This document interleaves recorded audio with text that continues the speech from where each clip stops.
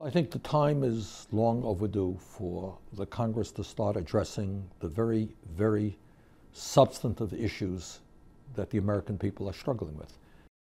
Our economy is making a modest recovery, but at the end of the day, real unemployment is at 13%. Youth unemployment is close to 20%. The gap between the very, very rich and everybody else is growing wider. These are issues that are going to have to be dealt with.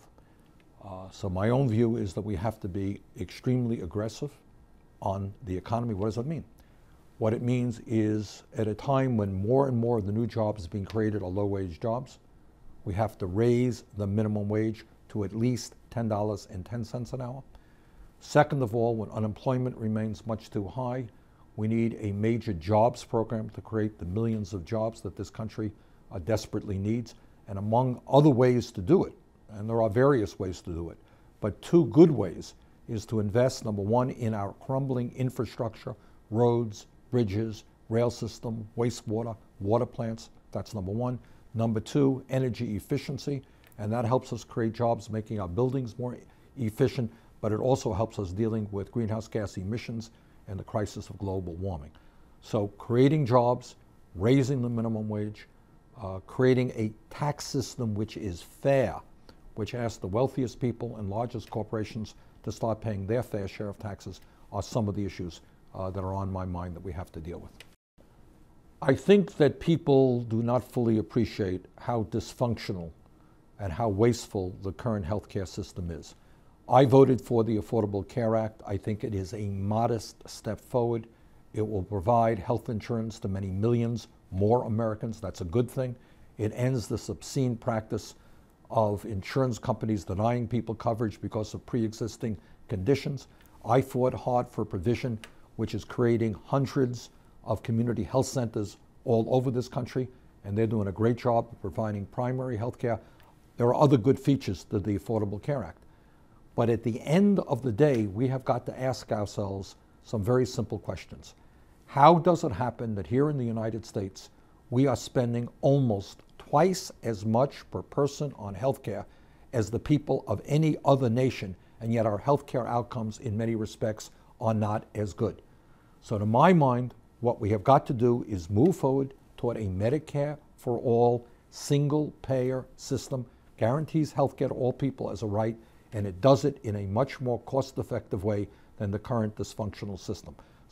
It is an embarrassment, not just to me, but I think to every American, that when the scientific community is telling us loudly and clearly that global warming is the major planetary crisis that we face, that right now, because of global warming, we're seeing increased drought, we're seeing flooding, we're seeing extreme weather disturbances, which are costing us lives, which are costing us hundreds of billions of dollars in damage, and which will only get worse in years to come if we do not very boldly address that crisis. The fact that we are not talking about that we are not moving forward, is beyond my comprehension.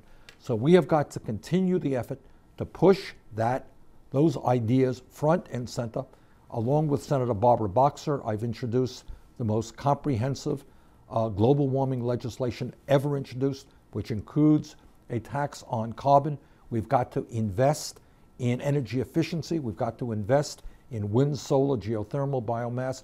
We can transform our energy system. We can create jobs doing that. In many cases, we can save money on our fuel bills.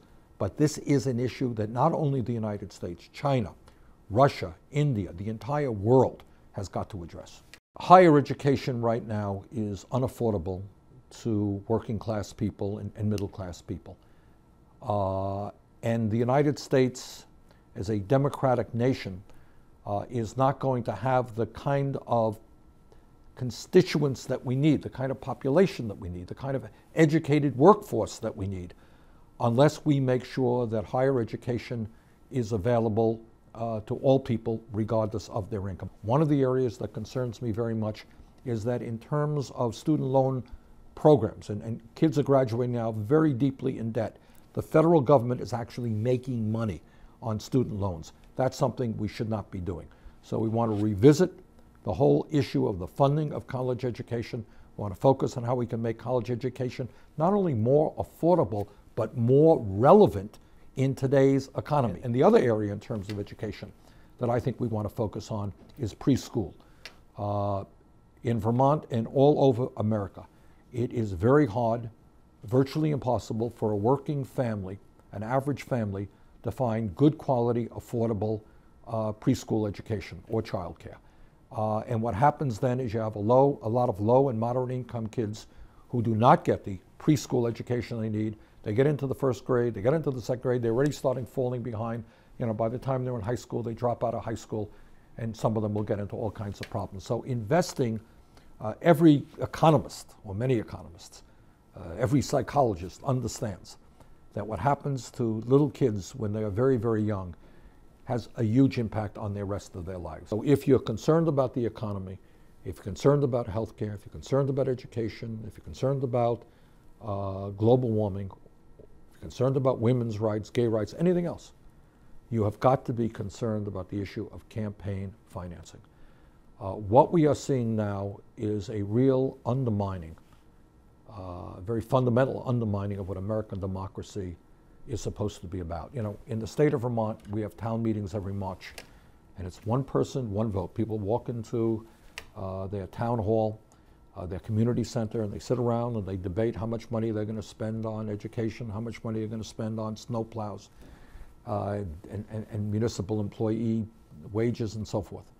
But here in Washington, what we are seeing now is, as a result of Citizens United, that disastrous Supreme Court decision, you're seeing a situation, and it is getting worse every day, where big money interests, the Koch brothers, Sheldon Adelson, and others, are prepared to spend hundreds of millions of dollars to elect the candidates they want and to defeat the candidates they don't want.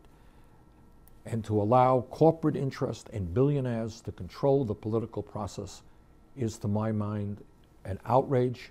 It is not what American democracy is supposed to be about. So what we're going to continue to work on and accelerate our efforts is to pass a constitutional amendment which overturns this Citizens United Supreme Court decision. And then we've got to move aggressively to public funding of elections. Big money should not be the determinant about who gets elected in America. It should be your ideas. I think you have a House of Representatives today that is dominated by right-wing extremists who want more tax breaks for the wealthiest people in this country and who are prepared to cut or eliminate virtually every important program passed in the last 80 years that protect working families and the middle class. So I'm not here going to say that this is going to be an easy fight, but you've got to begin the process somewhere. You've got to plant your flag someplace. And what we need to do is to have a series of ideas. We have to have some very specific legislation that the American people can rally around that begins to expose, I think, right-wing Republicans for what they are. And what they are folks who are dependent upon billionaire dollars for their campaigns, and people who in many ways are at war against the middle class and working class of this country.